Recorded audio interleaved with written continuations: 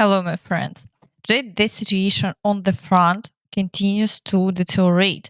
If I previously mentioned that the Russians were only making breakthroughs in the Pokrovsk direction, today their success have multiplied significantly. They are gaining ground on 5 different fronts, and their level of activity is so high that I can help but wonder when they are getting so many reserves to carry out such a large number of offensive actions. After the strike on Poltava, the president of Latvia called for allowing strikes on Russia with any weapons. After the Russian strike on Poltava, Latvian President Edgars Rinkēvičs urged the removal of all restrictions on Ukraine's use of Western weapons. According to him, allowing long-range strikes wouldn't lead to escalation, but would instead help save civilian lives. Now let's take a closer look at the situation, starting with the situation at the border. In the Kursk direction, the Ukrainian forces are not yet able to advance further at a fast pace, but the attacks are continuing nonetheless. In the Kharkiv direction, the Russian operation has completely failed. For over a month now, they haven't achieved any successes here, and the front line remains unchanged. Today, they aren't even launching attacks on Liptsi, and the fighting is focused solely on Vovchansk. However, they are not making any progress there, and the Ukrainian forces are successfully repelling all attacks.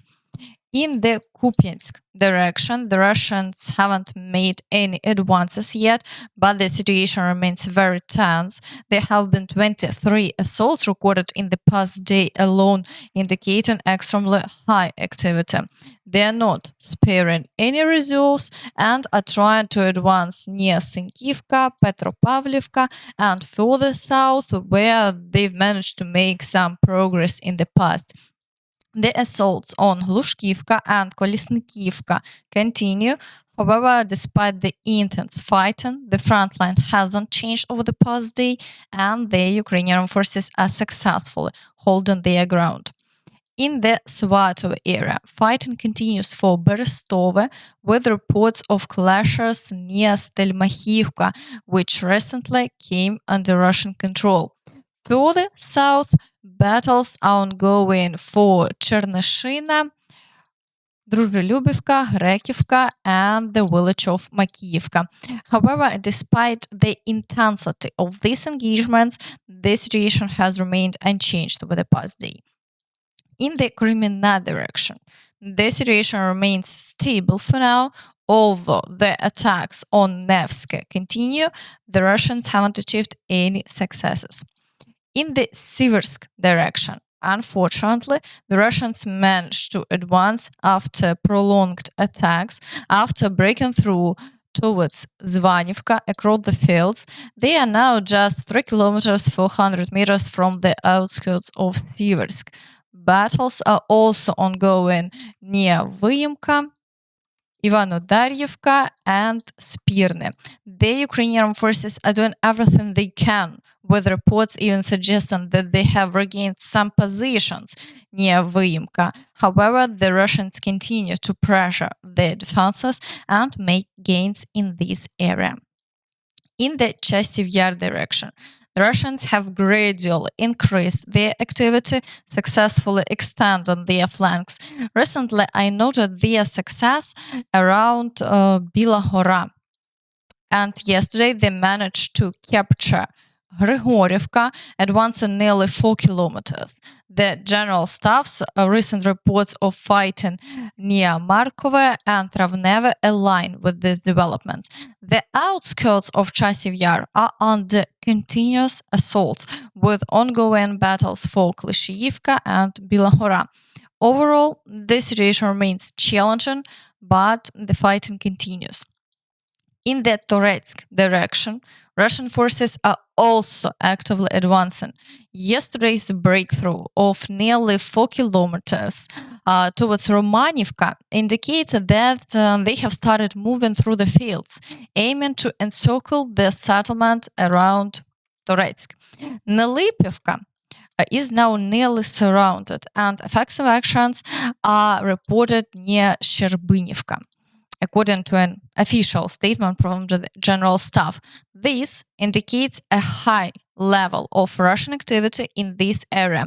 Additionally, the Russians have aligned the front line near Toretsk, advancing towards Nekhalivka and taking control of the territory in front of the city. As a result, direct assaults on Toretsk are now likely imminent. In the Pokrovsk direction, the Russians continue their intense shelling and are advancing with a wide front. To the south, the reports indicate that Russian forces have moved closer to Zhelane Pershe. However, today, the Ukrainian forces managed to reclaim the lost territory, bringing the front line back to its previous positions. The Ukrainian forces are making every effort to maintain control of the area near Hirnik to prevent encirclement. Meanwhile, the battles for Ukrainsk, Seledove, the outskirts of Novohorodivka and Horodivka continue, as does the push to move the front line closer to the highway. The situation remains very difficult, but the front line hasn't changed over the past day. In the Kurakhove direction, battles continue for Krasnohorivka, a settlement that the Russians claimed they would capture several months ago. However, as usual, they underestimated their strength, and the Ukrainian forces are successfully repelling their attacks. The outskirts of the area remain under Ukrainian control.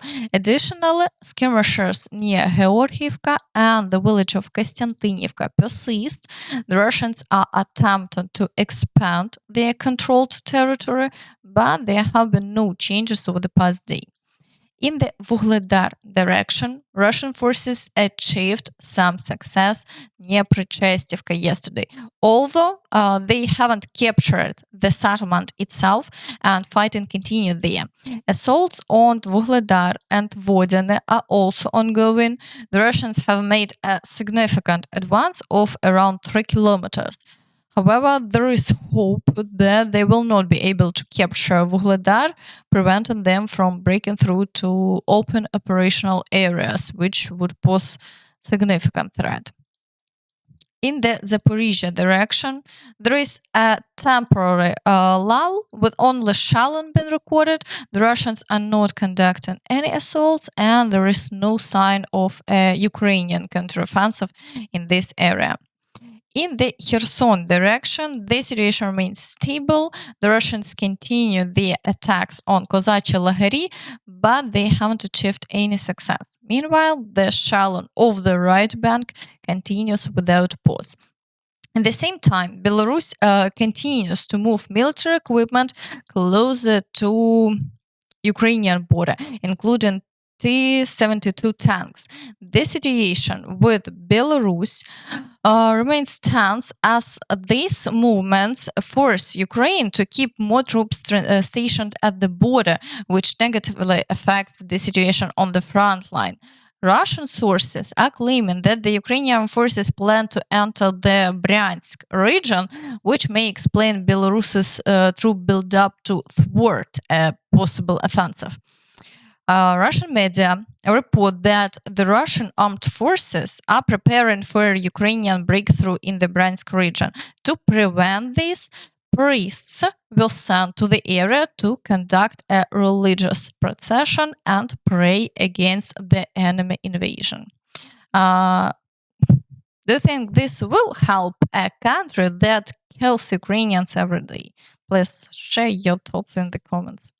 And that's all from me.